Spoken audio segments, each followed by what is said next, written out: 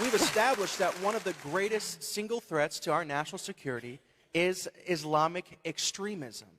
And, you know, I've been even watching videos of things that you've talked about on the internet of this extreme mentality has actually infiltrated the highest realms of our government by a plan developed by the Muslim Brotherhood. Can you talk about that? Oh, absolutely. The Muslim Brotherhood wrote a plan. You know, we all hear about the Muslim Brotherhood, and we heard a lot about them with the Arab Spring. Remember the Arab Spring? Egypt. Everybody was so excited about democracy has come to the Middle East. And who was driving the Arab Spring? The Muslim Brotherhood. Now, our government, I mean, I remember giving interviews on the radio, and and I'm saying this is a disaster. These are the Muslim Brotherhoods who want to establish the caliphate, the Islamic State. And people would say, no, but look at them. You know, they're all in suits and they're wearing jeans and they look so educated. Well, of course, the Muslim Brotherhood is the most educated group in Egypt. And when you look at the founding of people who are members of the Muslim Brotherhood, Osama bin Laden was a member of the Muslim Brotherhood. Muhammad Atta, the ringleader of the September 11th attack, was a member of the Muslim Brotherhood. He was an engineer. Ayman al-Zawahiri, who's the head of Al-Qaeda, was a leader of the Muslim Brotherhood. He's a surgeon. So we're not talking about stupid people. We're talking about highly educated people.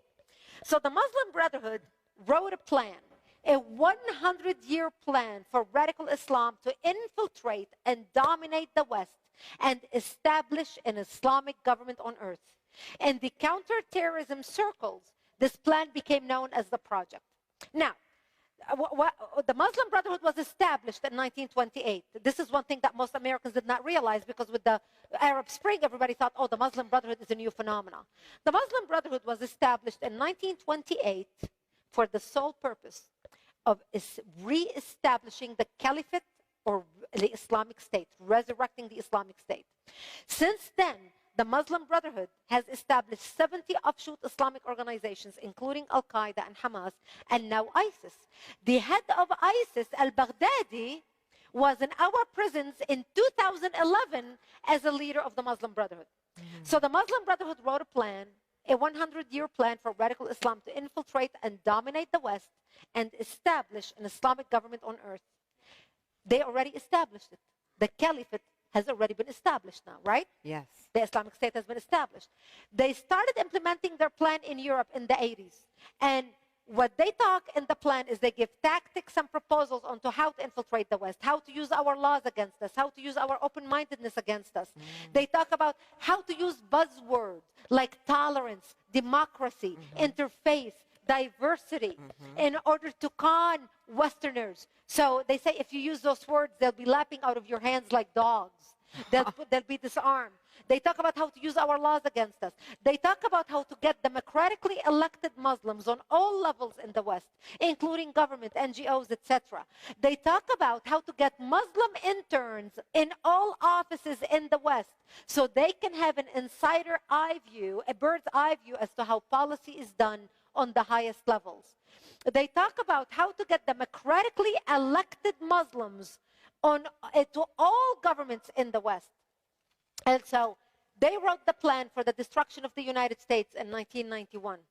Here is the plan. The plan is titled مذكرة تفسيرية للهدف الاستراتيجي العام للجماعة في أمريكا الشمالية. Did you all get that? No. No. Please read it again. Okay. Explain to us. Quiz. Translate it, please. It's written an explanatory memorandum of the general strategic goal for the group in North America, written 5/22/1991.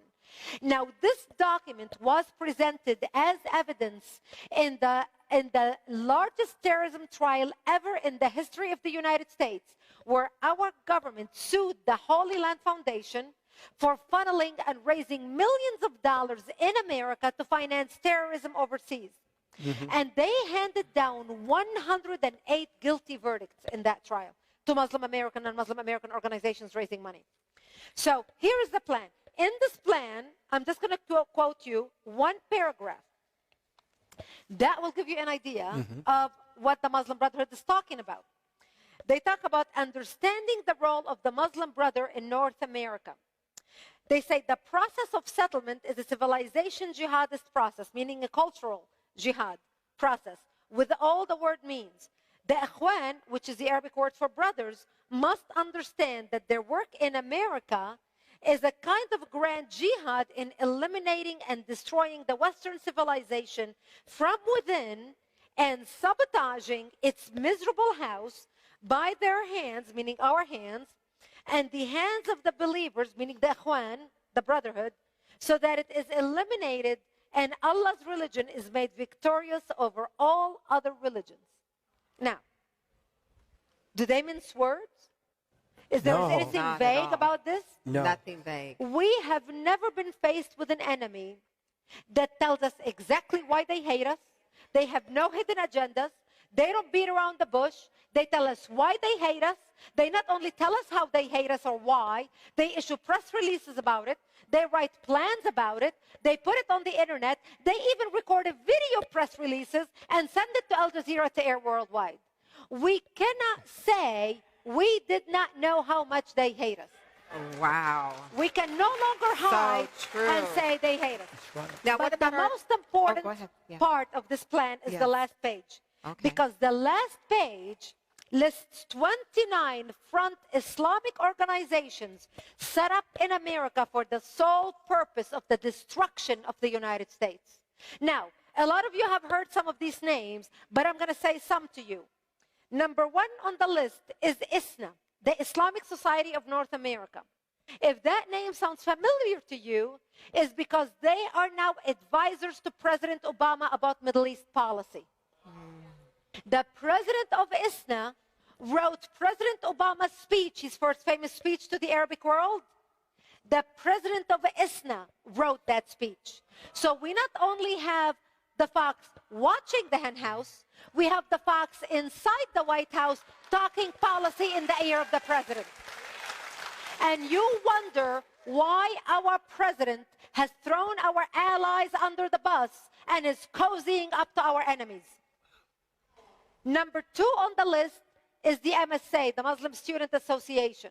The Muslim Student Association has more chapters on American college campuses than the Democrats and the Republicans combined. That's shocking. And we wonder how we're losing our universities. Number 8 on the list is NATE, the North American Islamic Trust. The North American Islamic Trust holds the deed to over 90% of mosques in the United States. Actually, the mosque that President Obama went and spoke at, remember a few weeks ago he went and he Yes. gave that address? That mosque is owned by NATE, is linked to ISNA, and that imam who preached at that mosque, we ended up killing in Yemen because he was, after he left the mosque, he became an operative for Al-Qaeda in Yemen. And that same mosque has been under surveillance by the FBI because its members were plotting to blow up government buildings. And that's the mosque that Obama chose to go visit and speak at a few weeks ago to talk about tolerance.